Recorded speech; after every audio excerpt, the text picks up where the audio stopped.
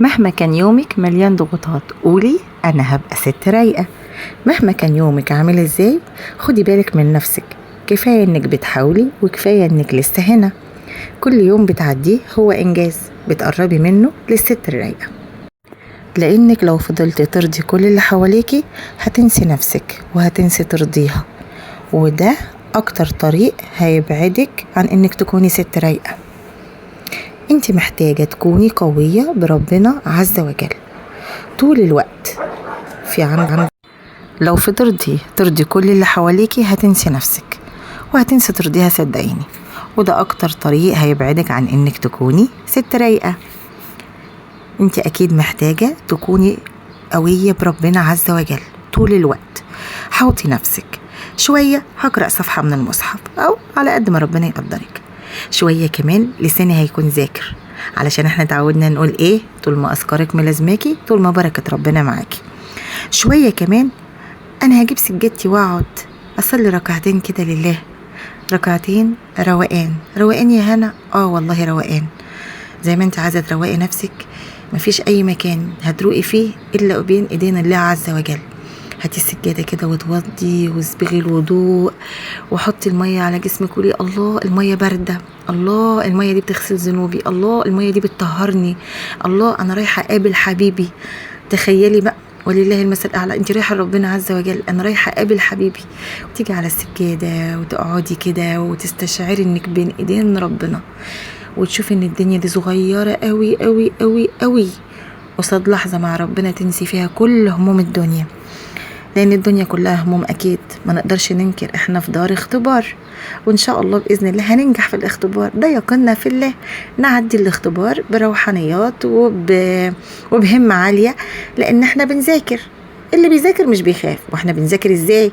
بنذاكر بان احنا يومنا كله بيكون مليان طاعات، من اذكار لحسنات لصيام بقى لجبر خاطر لصلة رحم لبر والدين لابتسامة في وجه اخيك صدقة. احنا بنعدي يومنا كده عمالين نتألف في الحسنات، وفي نفس الوقت بنشوف النعم اللي حوالينا، لان عندنا نعم كتير قوي.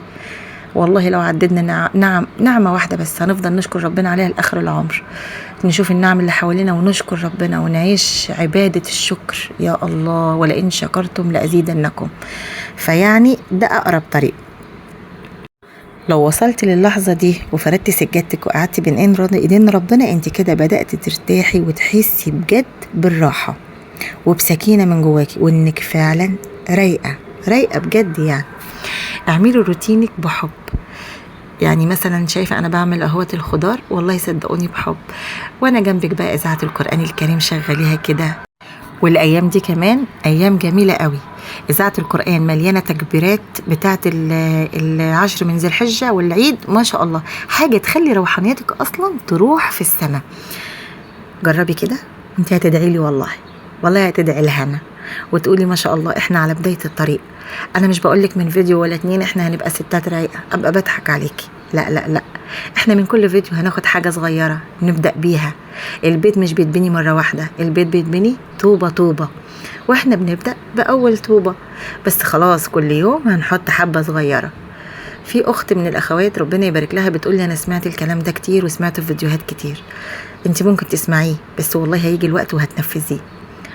عارفة لو النهاردة بس خدت سكينة او ثبات نفسي كده وراحة نفسية وانت بس بتسمعي الفيديو دي، بداية ان يبقى عندك ولو دقايق من يومك فيهم راحة نفسية، بدل ما احنا طول اليوم مشحونين. الولاد، الشغل، البيت، يعني بصي كله عمالين نشحن نفسنا طاقة سلبية. لا والله العظيم، خدي من يومك كده شوية صغيرة، ابدأي كده بس، ابدأي. انا بدأت معاكم على فكرة، انا بادئة زيكم، بس والله انا حاسة انه فارق معايا. بفضفض معاكم وفي نفس الوقت بندعم بعض، وتعليقاتكم على فكرة بتسعدني وبتفرحني. ربنا يخليكم ليا يا رب ولا يحرمني منكم ابدا. نكمل بقى ونقول، لو انت حاسة ان في ناس حواليكي اذياكي نفسيا بتستنزف طاقتك وبتخليكي تحسي انك دايما مقصرة، صدقيني دول مش ناس بيحبوكي، دول ناس بيحبوا السيطرة. فعلشان يبقى عندك راحة وسكينة وتكوني ست رايقة، ده مش معناه انك تبعدي عن الناس، لكن معناه تختاري مين اللي يستحق انك تكوني معاه. لان في اوقات ناس حلوة وبتهون يعني سبحان الله. وساعات الصديق بيبقى أحسن من الأخ أو الأخت. الحمد لله على نعمك يا رب حوالينا يا رب، اللهم آمين. برضو كمان مفيش لحظة أو حاجة اسمها لحظة مناسبة. اللحظة المناسبة هي اللحظة اللي تاخدي فيها قرار إنك تعيشي ست رايقة. صدقوني أنا مبسوطة قوي بكلمة ست رايقة، لأن بدأت أحسها الحمد لله، اللهم لك الحمد. كمان اللي متعلق بجد مش بيعيش، مش بيستنى. راحتك عمرها ما هتبقى مستنياكي على حد، أو راحتك ما توقفيهاش على حد أيا كان. راحتك هي في رضا ربنا عليكي، راحتك هي في إحساسك بإنك مش مقصرة في حق نفسك وفي حق دينك وفي حق أولادك. لا لا، انت مش مقصرة أبدا، انت بتعملي اللي تقدري عليه. ولو ست موظفة بقى زي كده يبقى الله يعينك ويقويكي على شغلك وعلى البيت. ربنا يسعد قلوبكم يا حبايب قلبي يا رب، ويخليكم ليا، اللهم امين. هقول لكم بقى على تجربة شخصية معايا أنا فرقت كتير. إن إحنا أوقات كتير بنفضل فاكرين إن في علاقات أذيانة نفسيا، مش قادرين إن إحنا نتخلص منها لمجرد إن إحنا خايفين من الوحدة. لا والله صدقوني، اللي اكتشفته بقى بجد إن الوحدة أرحم من الصحبة اللي بتهد. والله يا بنات، الصحبة اللي بتهد الوحدة أرحم منها مليون مرة. الوحدة والخلوة كده، تقعدي خلوة كده مع الله، تقعدي خلوة كده مع نفسك كده وتتدبري وتتأملي.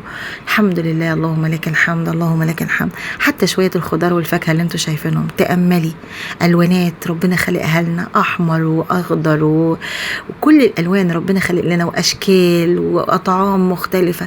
كل ده خير ورزق من الله. ربنا حط لنا حتى الأكل أشكال والوان، عشان كده أيامنا برضو بتكون أشكال والوان. بيكون فيها يوم صعب ويوم حلو. اليوم نفسه فيه ساعة كويسة وساعات ممكن تكوني متضايقة، لكن هو ده حال الدنيا، وربنا بيقول أنا معاكم وجنبكم. مستنية بقى تعليقاتكم الحلوة اللي بتشجعني ان انا اصور واكمل معاكم ازاي نكون كلنا مع بعض، كلنا ستات رايقة.